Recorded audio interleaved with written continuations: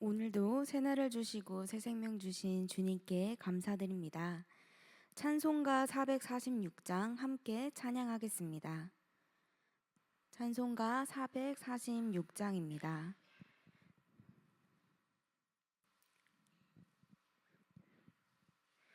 주 음성 외에는 446장 함께 찬양하겠습니다. 주 음성 외에는 참 기쁨 없도다. 날 사랑하신 주 늘 계시옵소서. 기쁘고 기쁘도다. 항상 기쁘도다. 나 주께 왔사오니 복 주옵소서. 나 주께 왔으니 복 주시옵소서. 주 함께 계시면 큰 시험이 이기네. 기쁘고 기쁘도다. 항상 기쁘도다. 나 주께 왔사오니 복 주옵소서. 주 떠나가시면 내 생명 헛되네. 기쁘나 슬플 때 늘 계시옵소서. 기쁘고 기쁘도다. 항상 기쁘도다. 나 주께 왔사오니 복 주옵소서. 그 귀한 언약을 이루어 주시고 주 명령 따를 때 늘 계시옵소서. 기쁘고 기쁘도다. 항상 기쁘도다. 나 주께 왔사오니 복 주옵소서.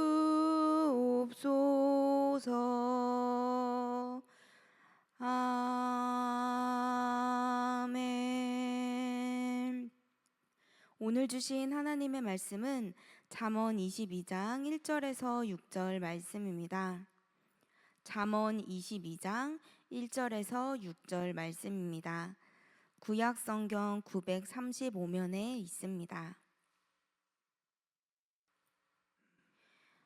잠언 22장 1절에서 6절 말씀 한 절씩 교독하고 마지막 절은 함께 읽겠습니다. 많은 재물보다 명예를 택할 것이요 은이나 금보다 은총을 더욱 택할 것이니라. 가난한 자와 부한 자가 함께 살거니와 그 모두를 지으신 이는 여호와시니라. 슬기로운 자는 재앙을 보면 숨어 피하여도 어리석은 자는 나가다가 해를 받느니라. 겸손과 여호와를 경외함의 보상은 재물과 영광과 생명이니라. 패역한 자의 길에는 가시와 올무가 있거니와 영혼을 지키는 자는 이를 멀리 하느니라. 마땅히 행할 길을 아이에게 가르치라. 그리하면 늙어도 그것을 떠나지 아니하리라. 아멘. 우리는 이 인생을 살아가면서 무수히 많은 선택을 합니다. 또 무엇이 더 가치 있는 일인지, 어떤 길이 좀 더 나은 삶인지 판단하며 고민하며 살아갑니다. 오늘 본문은 그러한 우리의 삶의 기준과 또 우선순위를 다시 바라보게 해줍니다. 그렇다면 이 하나님이 보시기에 진짜 복된 삶이란 어떤 삶일까요? 이 말씀은 이 세상이 높이 평가하는 부나 성공보다 하나님 앞에서 귀하게 여겨지는 삶이 진짜로 복된 삶이다라고 말합니다. 하나님은 우리가 어떤 이름을 가지고 어떤 태도로 살아가는지를 보십니다. 그리고 또 우리가 우리의 자녀에게 또 이웃에게 어떤 가치를 전하고 있는지도 중요하게 살펴보십니다. 오늘 말씀을 통해 우리가 기억해야 할 몇 가지 지혜들을 함께 살펴보고자 합니다. 첫째, 무엇이 참된 명예인지, 두 번째로는 어떤 삶이 하나님 은총 가운데 있는 삶인지, 또 세 번째로 믿음의 다음 세대에게 어떤 가르침을 남겨야 할지 잠언 22장 말씀을 통해 하나님의 지혜를 함께 나누기 원합니다. 본문 1절 말씀입니다. 많은 재물보다 명예를 택할 것이요 은이나 금보다 은총을 더욱 택할 것이니라. 이 세상은 우리가 가진 것으로 평가하지만 하나님은 우리가 어떤 사람인가로 평가하십니다.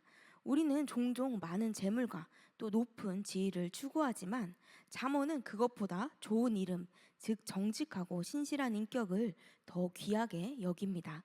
좋은 이름은 잠시 반짝이는 금보다 오래도록 기억되고 남는 은혜입니다.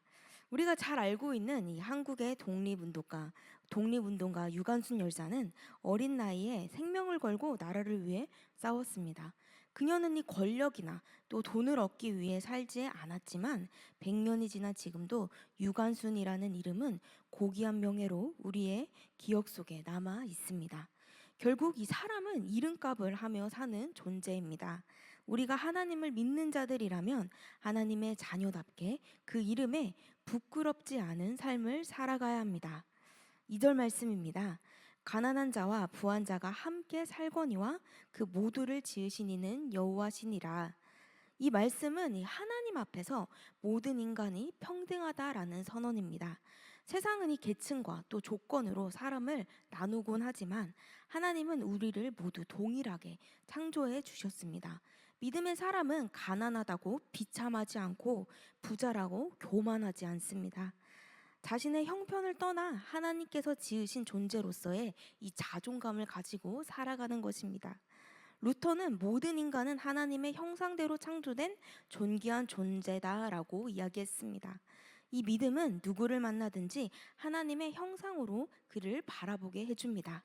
다음 3절 말씀입니다. 슬기로운 자는 재앙을 보면 숨어 피하여도 어리석은 자는 나가다가 해를 받느니라. 이 믿음은 현실 감각을 없애는 것이 아닙니다. 오히려 지혜롭게 살아가도록 해줍니다. 슬기로운 자는 위험을 미리 분별하고 피할 줄 아는 자입니다. 하나님의 말씀을 가까이 하는 사람은 영적인 민감함이 생깁니다. 그래서 이 시험과 유혹의 길 앞에서 멈출 수 있고 재앙의 징조를 읽으며 피할 줄 아는 삶을 살아갑니다. 반면 이 어리석은 사람은 자기의 생각만 믿고 나아가다가 결국 이 해를 입게 됩니다. 말씀은 우리가 세상을 분별하는 지혜를 가져다 줍니다. 4절은 이야기합니다. 이 겸손과 여호와를 경외함의 보상은 재물과 영광과 생명이니라. 겸손과 경외 이 두 가지는 하나님을 향한 바른 태도입니다. 겸손한 자는 하나님의 주권을 인정하는 사람입니다. 하나님을 경외하는 자는 늘 하나님을 의식하면서 살아가는 사람입니다. 이런 삶에는 반드시 하나님의 보상이 따릅니다. 이것은 단순히 세상적 복만을 의미하진 않지만 하나님은 이 하나님을 경외하는 자를 풍성하게 해주십니다. 영혼의 평안, 또 관계의 복, 물질의 공급 등 다양한 모습으로 응답해 주십니다. 5절은 또 경고합니다. 패역한 자의 길에는 가시와 올무가 있거니와 영혼을 지키는 자는 이를 멀리 하느니라. 하나님이 없는 삶은 겉으로 보기에는 또 화려해 보여도 결국 가시와 올무로 가득합니다. 그러나 말씀을 따라 사는 자는 그 길을 피하고 영혼을 지킬 수 있습니다.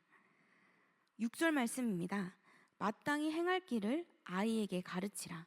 그리하면 늙어도 그것을 떠나지 아니하리라. 이 구절은 이 믿음의 다음 세대 양육에 대한 지혜를 담고 있습니다. 이 어릴 때부터 하나님을 경외하는 법을 배우고 말씀을 기준으로 세상을 바라보는 눈을 갖게 될 때 이 아이는 커서도 어떠한 세상 풍파 속에서도 믿음의 길을 떠나지 않습니다. 떠났더라도 다시 돌아올 수 있게 해줍니다. 오늘날 우리는 자녀에게 정말 많은 것을, 이 세상의 풍족함을 주고 싶어 하지만 우리가 기억해야 합니다. 이 말씀을 심어주는 것보다 더 중요한 것은 없습니다. 어느 집사님은 매일 이 자녀가 잠들기 전에 하나님은 너를 사랑하신단다 매일 이렇게 말을 해줬다고 합니다. 이 아이는 나중에 커서 어려움이 올 때마다 그래도 하나님은 나를 사랑하셔라는 고백으로 이 신앙을 지켰다고 합니다. 우리가 자녀에게 줄 수 있는 최고의 유산은 재산이 아니라 하나님을 경외하는 믿음의 길, 믿음의 유산입니다. 사랑하는 성도 여러분, 오늘 말씀은 우리에게 이렇게 이야기합니다. 먼저 이 많은 재물보다 하나님 앞에서 귀한 이름과 인격을 지키는 삶이 더 복되다. 또 한 가지는 겸손히 하나님을 경외하는 자에게는 하나님께서 내가 복을 더하여 주겠다라고 약속하셨습니다.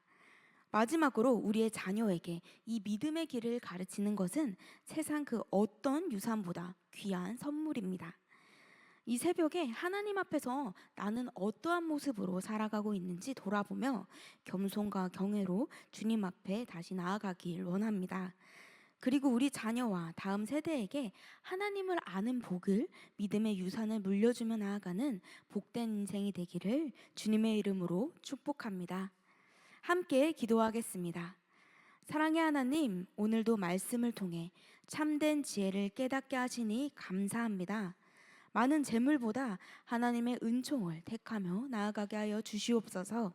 겸손과 주님을 경외하는 마음으로 날마다 말씀으로 살아가게 하시고 우리의 자녀들이 말씀 위에 바로 서도록 가르치게 하여 주시옵소서.